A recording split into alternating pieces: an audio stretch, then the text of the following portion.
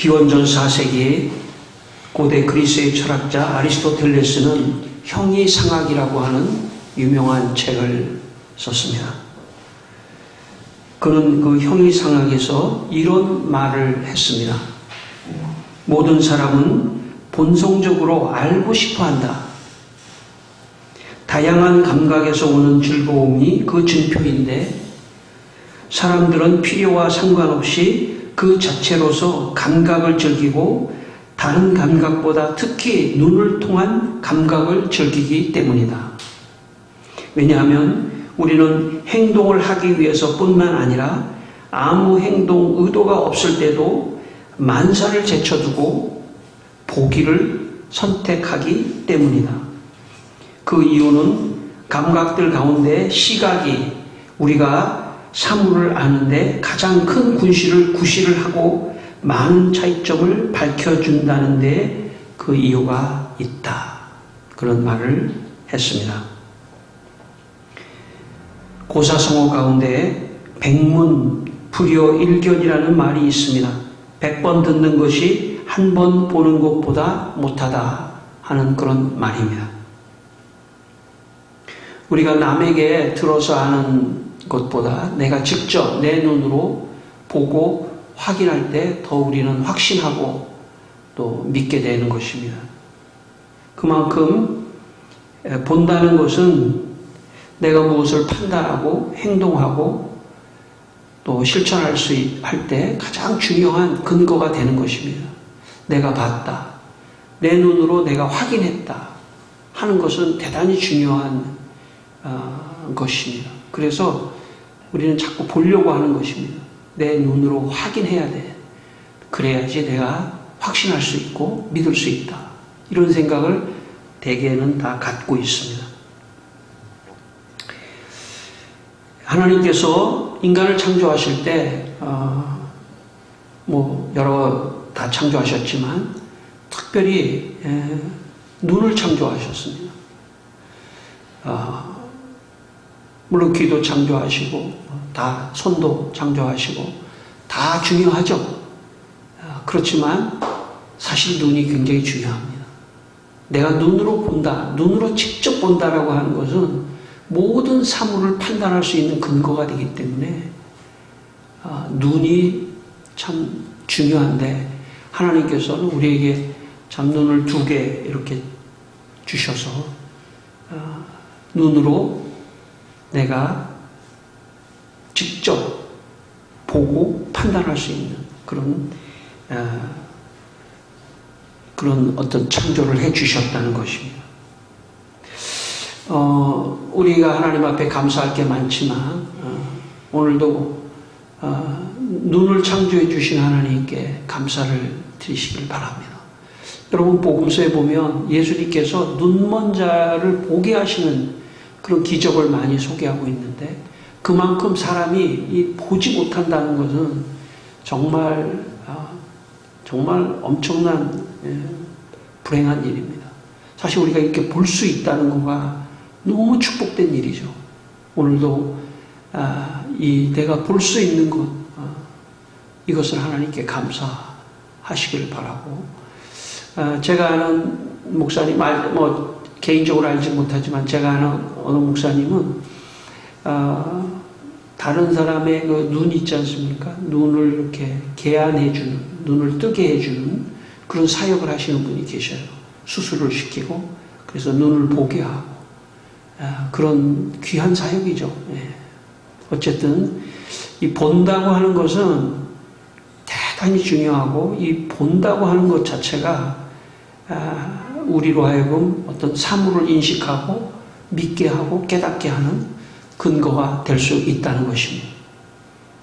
이사야 43장 19절에 이런 말씀이 있습니다. 보라, 내가 새 일을 행하리니.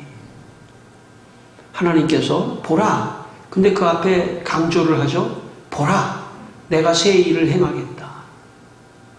그러니까 우리에게 이 두 눈을 주신 것은 다른 사물을 인식하는 것도 필요하고 어떤 지식을 습득하는 것도 필요하고 다 필요하지만 우리에게 눈을 주신 것은 하나님이 행하시는 놀라운 일들을 두 눈을 가지고 직접 목도하라고 하는 것입니다. 저는 여러분의 삶에 하나님께서 놀라운 일을 행하시기를 바랍니다. 그리고 하나님께서 여러분에게 큰 축복을 주시는 것을 여러분의 두 눈으로 직접 하나님이 축복해 주셨구나 하는 이 두 눈을 가지고 직접 그것을 목도하는 그런 축복이 있기를 바랍니다. 여러분의 삶에 하나님께서 눈을 주신 이유는 하나님의 일들을, 하나님의 행하시는 일을 눈으로 보고 하나님을 찬양하고 축복하라는 말씀입니다. 오늘 9절 말씀을 한번 다시 읽겠습니다. 사도행전 1장 9절 말씀입니다. 9절 말씀 같이 읽습니다. 이 말씀을 마치시고 그들이 보는 데 올려져 가시니 구름이 그를 가리어 보이지 않게 하더라. 지금 우리는 교회 절기로 볼 때 예수님이 부활하시고 40일 동안 이 세상에 계시다가 그리고 승천하셨습니다. 오늘이 승천주일입니다. 오늘이 예수님이 절기적으로 볼 때는 40일 동안 부활하셔서 계시다가 오늘 하늘로 승천하시는 그런 절기로 교회가 지킵니다. 예수님이 부활하셔서 사도들에게 예수님의 부활한 모습을 보이셨고 또는 사도들 아니고 엠마오로 내려가는 두 제자에게도 보이시고 여자애들에게도 예수님께서 보이셨습니다. 40일 동안 그렇게 보이시다가 갑자기 예수님이 나타나지 않으셨다면 예수님 어디 가셨지? 예수님 어디 가셨지? 45일이 되고 50일이 되고 1년이 되고 5년이 되고 부활하신 예수님이 우리한테 한 40일까지는 보여주셨는데 어디 가셨지? 그래서 사도들과 여자들이 예수님이 부활하셨다는 이야기를 계속 말한다 하더라도 예수님 부활하신 예수님 어디 가셨지? 그럴 수 있습니다. 어쩌면 예수님이 부활하신 다음에 어디로 진짜 가셨는지를 확인해 주지 않으면 예수님이 부활하신 것조차도 의심할 수 있는 상황이 발생할 수도 있다는 말씀입니다.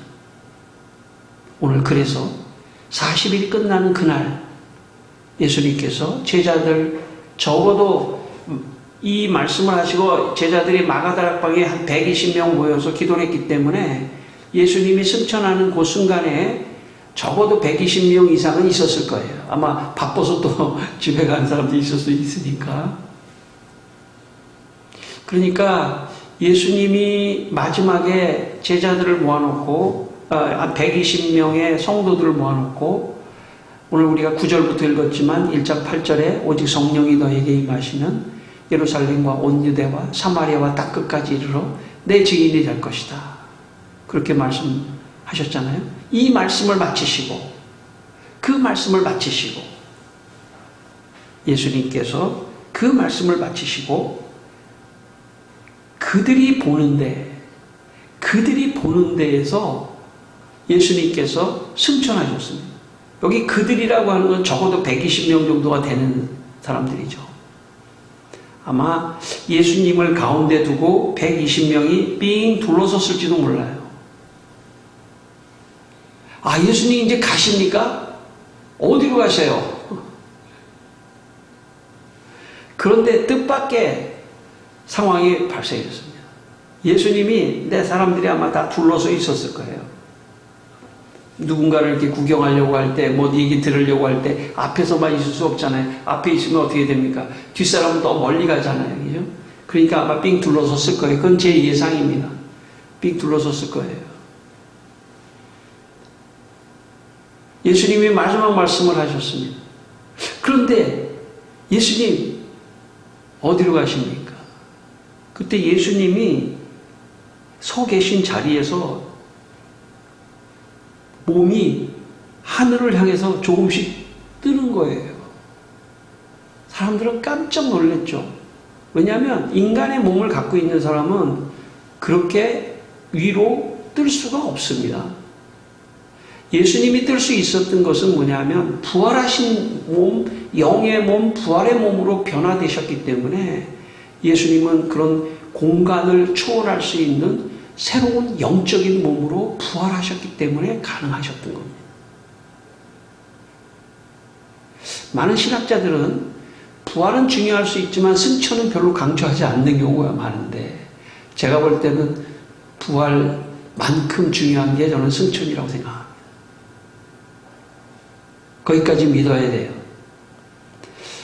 신앙생활을 하는 사람 가운데 예수님이 윤리적이고 도덕적인 이웃을 사랑하라, 이웃을 잘 섬겨라, 그런 거 정도는 믿을 수 있지만 부활은 믿기 어렵다. 여러분, 부활보다 사실 승천을 더 믿기 어려운 거예요. 그렇지 않습니까?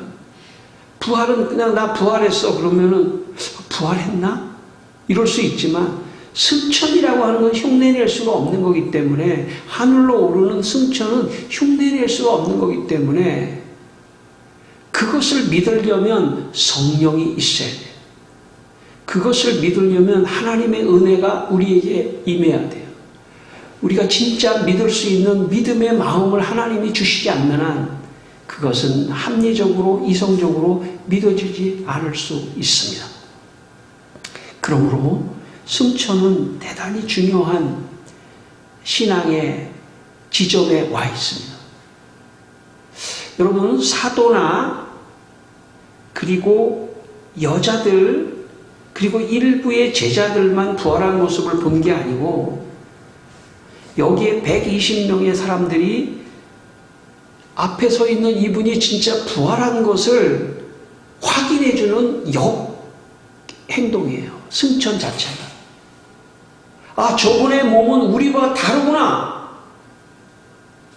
저분이 저렇게 하늘로 올라가는 그 자체로만 봐도 저분은 부활했구나.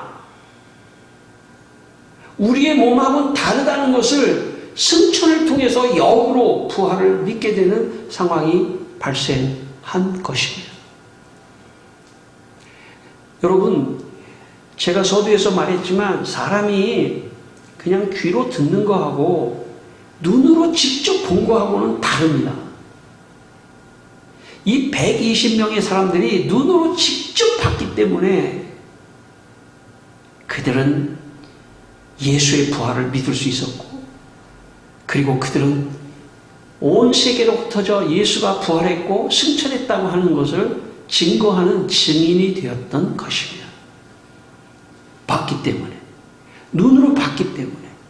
최초의 기독교가 생긴 것은 이 120명의 사람들이 직접 눈으로 승천의 장면을 보았기 때문입니다.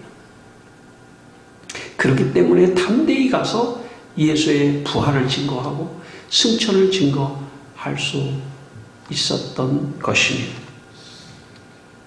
제가 이스라엘 성지순례를 갔을 때 예루살렘 중앙에 과거에 그 솔로몬의 성전터가 있습니다. 근데 그 성전은 다 무너졌어요. 성전은 무너졌는데 종교적으로 그 예루살렘의 그 옛날의 성전터는 종교적으로 굉장히 중요한 의미를 갖고 있기 때문에 이슬람 사람들이 거기를 점령해서 그 옛날의 솔로몬의 성전터 중앙에다가 자기들 이슬람 사원을 세워놨는데, 그 사원의 그 도움 있지 않습니까? 지붕, 이걸 황금으로 만들었어요. 황금으로. 그리고 그 황금 사원 지하에 뭐가 있냐면 큰 바위가 있습니다. 큰 바위. 근데 그 바위 때문에 그렇게 거기다 황금돔을 해놓은 거예요. 근데 그 바위가 어떤 의미가 있냐면, 원래 이슬람교의 교주인 마호멧이 사우디아라비아의 그 메카가 있는데 거기 출신인데 죽을 때 그냥 죽은 게 아니라 메카에서 흰 백마를 타고 예루살렘까지, 사우디아라비아에서 예루살렘까지는 몇백 킬로 되거든요. 거기를 단숨에 백마를 타고 달려와서 그 황금 돔이 있는 그 중앙에 있는 그 바위 있지 않습니까? 바위를 밟고 하늘로 승천했다는 거예요. 그래서 그게 승천 바위예요. 그래서 이슬람 사람들은 거기 와서 제사를 드리고 예배를 드리고 기도를 드리고 승천했다는 거예요. 승천. 그런 전설이 있다고 안내원이 이야기를 해줬습니다. 전설은 있을 수 있죠. 그러나 본 사람이 없기 때문에 믿기는 어렵습니다. 그만큼 봤다고 하는 것이 중요합니다. 만약 예수님이 부활하셔서 몇 사람에게만 보여주시고 역사 속에 사라졌다면 예수님 부활한 거야? 예수 어디 가신 거야? 끊임없이 수많은 사람들이 부활하신 예수님 어디 가셨어? 확인이 안 되는데 우리가 눈으로 본 적이 없어. 확인이 안 되는데 그래서 저는 사도행전에 여러 가지 사도행전이 중요한 부분이 많지만 저는 이 승천 부분이 대단히 중요하다고 생각합니다. 예수님이 하늘로 올려졌는데 120명의 사람, 한두 명의 사람이 아니라 적어도 120명의 사람들이 예수님을 보는 가운데 올려져 가셨다는 거예요. 여기 9절에 보는 데라고 하는 이 단어의 헬라어의 문법은 현재 능동분사입니다. 그게 무엇을 의미하는 거냐면 현재 능동분사는 뭘 의미하는 거냐면 조금 더 정확하게 이 단어를 해석한다면 보고 있을 때 올려져 가셨다는 거예요. 보고 있을 때 올려져 가셨다는 거예요. 그 말은 역으로 말하면 이렇게 말할 수도 있습니다. 어떤 사람이 야 저기 하늘을 봐. 저 예수님이잖아. 그러면 아마 120명의 사람들이 막 하늘을 볼 거야. 어디야? 어디? 저기 안 보여. 나는 보이는데 그런 막연한 하늘로 올라가셨다면 그것도 문제가 될 수 있습니다. 그렇잖아요? 어떤 사람이 야 너 왜 안 보여 저기? 오늘 아침 제가 이 설교를 하기 위해서 오늘 하늘을 보고 왔는데 정말 하늘이 맑더라고요. 어저께 비가 와가지고 그런데 오늘 만약에 이제 꼭 그런 건 아니지만 오늘 이 주일날 이런 봄날에 하늘로 예수님이 올라가셨습니다. 그런데 어떤 사람이 야 저기 안 보여? 아 나는 안 보이는데 그런 막연한 하늘로 올라가신 것이 아니라는 것을 이 지금 보는 데라고 하는 현재 능동분사가 말한다는 거예요. 보고 있을 때 올라가셨다는 거예요. 그 얘기 뭐냐면 120명의 사람들이 예수님 주위에서 예수님을 보고 있는데 예수님이 지금 몸이 뜨는데 그러면서 올라가셨다는 거예요. 그 이야기는 정확하게 모든 사람들이 확실하게 할 수 있는 그 상황에서 올라가셨다는 것을 의미합니다. 저는 여러분의 신앙생활, 우리 성도들 가운데도 여기까지는 내가 성경을 믿어, 여기까지는 믿어. 그게 다 단계가 있을 수 있습니다. 저는 승천을 믿을 때 부활보다 더한 믿음이 승천을 믿을 때의 믿음입니다. 저는 여러분의 믿음이 승천을 믿는 믿음이 되기를 주의 이름으로 축원합니다. 승천까지 믿어야 돼요. 그게 진짜 믿음입니다. 승천을 믿어야 그분은 다시 오신다. 재림까지 믿을 수 있는 거예요. 그럴 때 진짜 신앙을 가진 거예요.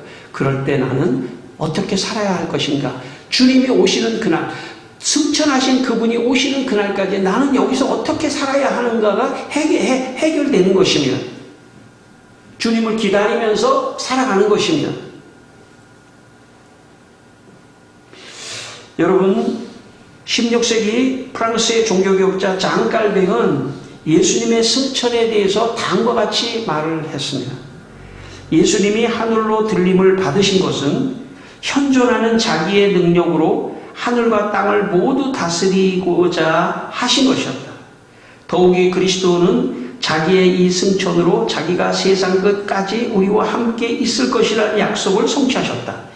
자기의 몸이 모든 하늘 위로 들려진 것 같이 그의 능력과 작용은 하늘과 땅의 모든 경계를 넘어 퍼지고 확산되었다. 그러니까 예수님이 승천하신 것은 이제는 땅에서만이 아니라 하늘과 땅과 모든 권세를 가지신 예수님이 모든 것을 다스리고 주관하시기 위해서 승천하셨다고 깔뱅은 말하고 있습니다.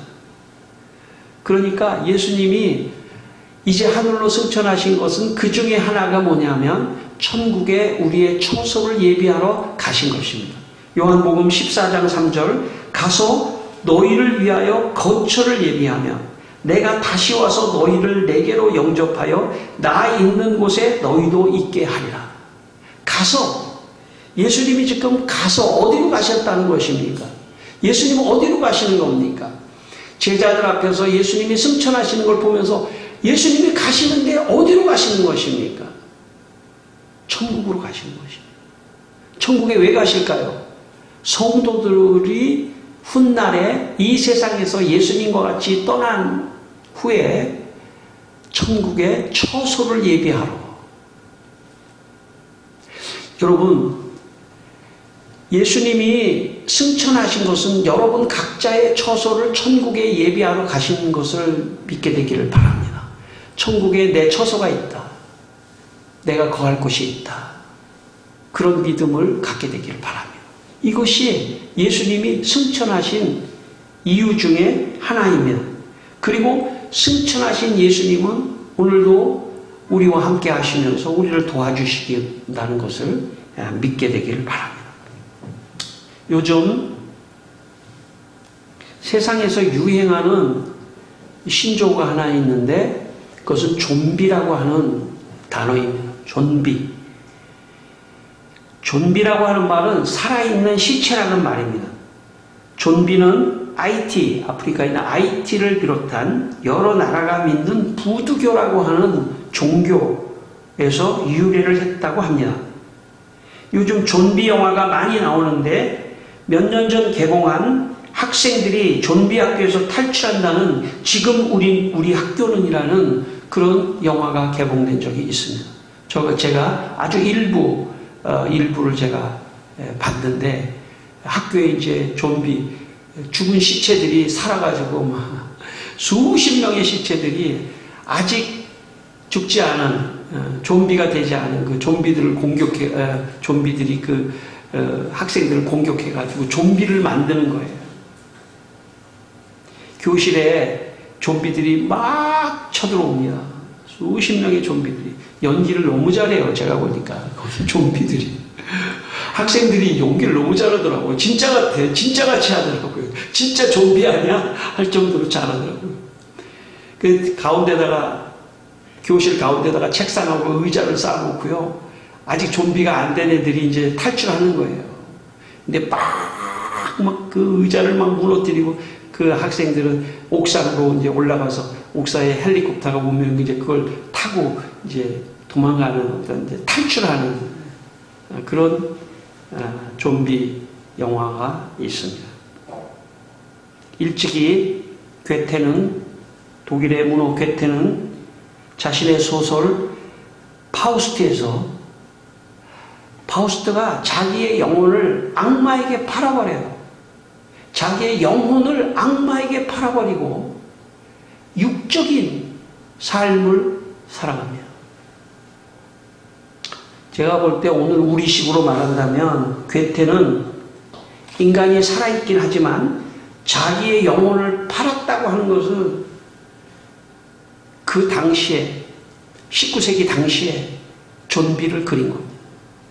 아마 이 좀비를 만들어낸 사람이 괴테에서 가져왔는지도 몰라요. 영혼을 파는 것. 세상을 살면서 소설이나 영화에서만이 아니라 오늘 우리의 실상에서도 자기의 영혼을 팔아버리는 사람, 그 사람은 죄에 물든 사람이 되는 것입니다. 그 사람은 좀비예요. 현대판 좀비입니다. 좀비가 없는 게 아니에요. 오늘도 우리의 삶 속에서 자기 영혼을 팔아버리고 욕망과 물질과 죄와 쾌락과 세상의 것들을 얻기 위해서 자기 영혼을 팔아버리는 좀비들이 얼마든지 현대에도 있을 수 있다는 것입니다. 여러분, 자기만이 아니라 다른 사람들을 죄짓게 하고 죄 가운데 빠져있는 모든 좀비들이 이 세상 속에 있습니다.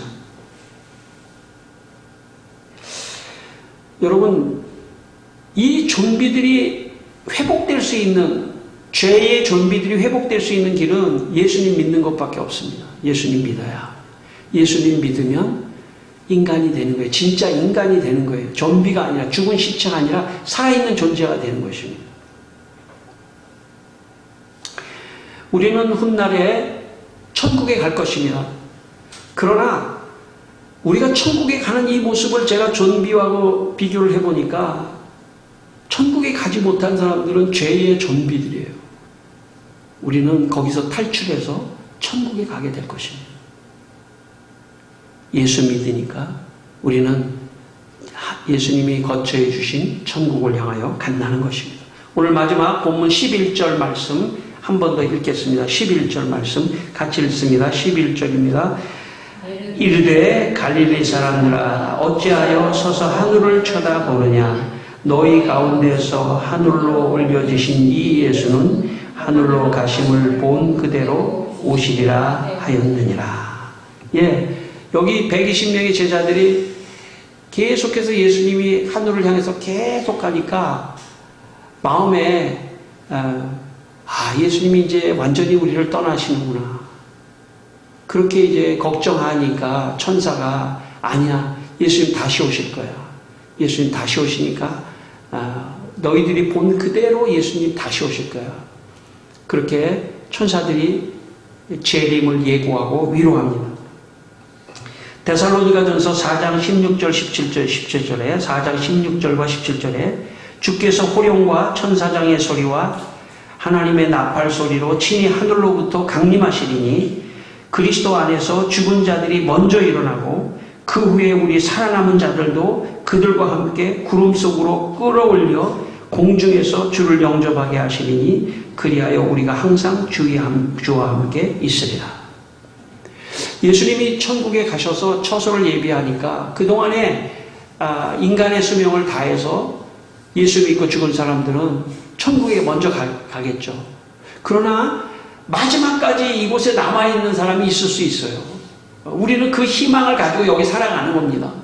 마지막까지 혹시 우리 세대에 예수님이 재림하시지 않을까. 그럴 때 예수님께서 공중에 재림하시고 우리도 공중으로 들려 올려서 거기서 주님을 영접하고 천국의 처소로 간다는 것입니다. 여러분, 어떤 자녀들이 어려서부터 청약을 들어놓. 청약을. 왜냐면 너 집 있어야 된다. 청약을 들어. 그러지 않아요? 예. 그래도 돈 좀 많이 넣어야 당첨된대 그거. 예. 그러잖아요. 여러분, 그거는 잘하는 겁니다. 잘하는 거예요. 좀 멀리 내다보고 잘하는 거죠. 예.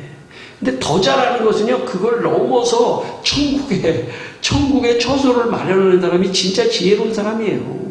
우리가 지금 이 신앙생활 왜 하는 겁니까? 우리가 이 세상에서도 축복받으려고 하지만, 우리가 이 다음에 하나님의 천국에 우리의 처소를 예비하시려면 예수 믿어야 돼요. 그래서 우리 예수 믿는 겁니다. 그런데 성경은 예수님이 재림하시면 우리 믿는 사람들을 구원하시는 뿐만 아니라 죄의 좀비가 되어 있는, 마귀의 종이 되어 있는, 죄의 종이 되어 있는 사람들은 심판을 받는다고 성경이 말하고 있기 때문에 참 고민스러운 대목입니다.